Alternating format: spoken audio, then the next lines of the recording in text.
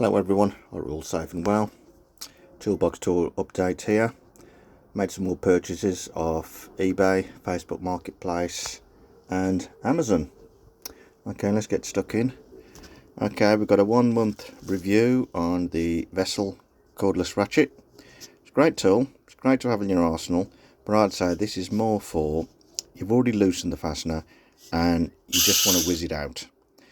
The other issue I've got with this is that to go from forward and reverse, you actually have to take the anvil out and put it in the other way, which is a bit finicky. So if you're in a tight access area, or if you're working underneath a car, you've got restricted light, or you're working on a rough surface, you know what's going to happen. You're going to lose it, and you didn't get a spare in the box, so you're going to be quite upset. So I'd either use this for tightening something up or loosening it.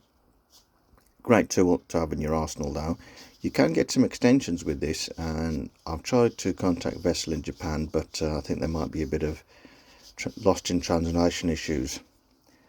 Staying with Vessel, I've got the 3/8 small head design, push through, quick release, 3/8 woody ratchet. That refers to the wood effect on the handle. It's a two-shot plastic design where you've got the harder material on the inside and this wood grain effect. As you see there, it's printed on there, non-slip. Well, it is non-slip when it's dry. I don't know what it's like when it's wet. Design on the outside, it does actually look like wood. Lovely design, really well manufactured. 72 tooth, so it's a fantastic tool. All the packaging, this is what it came in. There's the package there. It's all in Japanese, and again I ordered this from Japan and it came in 10 days and I was quite surprised with that. Okay, let's move on. Just put that over there. Got these off Facebook Marketplace. This is I think they're a Canadian manufacturer, but they manufacture everything in Taiwan. Trident, I think they're the same as Signet.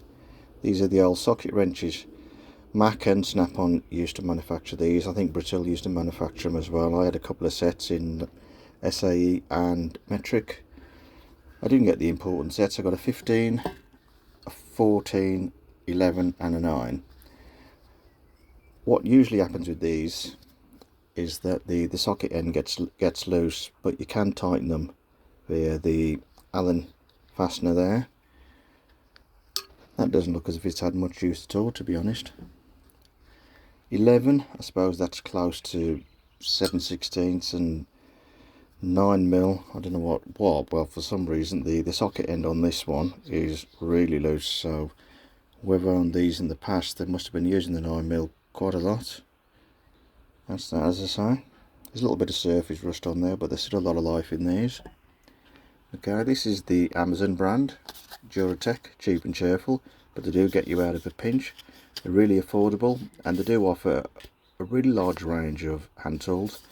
And they even come with these little thank you note. I've spent a lot of money with Snap-on and Mac over the years, and I've never got a thank you note off them. But with Duratech you do, so Snap-on, maybe you need to thank us. It's quite an extensive set. This goes from 5.5 all the way up to 27mm, but these are the stubby set. Remember, these are only low torque, and I suppose in the old days we used to use these for adjusting tappets, or I suppose nowadays if you're in a really restricted situation, instead of grinding a wrench down to the appropriate size, you could use one of these. I mean, these are really cheap, so I suppose it is a one-shot deal. Chroming looks quite good, really, to be honest, but I suppose time will tell. They come in this lovely pouch as well, but I don't think I'll be using that, to be honest. Okay, let's move on. This is another American company, Tecton, really popular in the States at the moment. If you buy anything off their website in America, you earn points, and then you could redeem those points as discounts for another purchase. There's no knurling on these, but these are a 3/8 drive metric set, 12 point.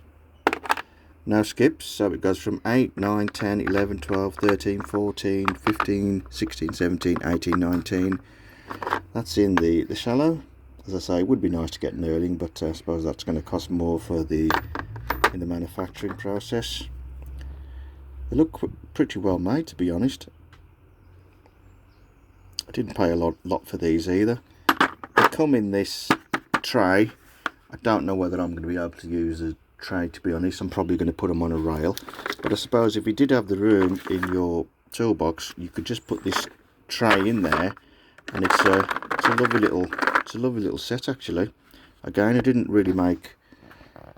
bid a lot on these off eBay. I contacted the seller and I made him an offer, and with the way the world is nowadays, with trade disputes and tariffs, a lot of sellers out there have got a lot of stock on their shelves and they need to clear it. So it's always a good idea to come up with a sensible offer.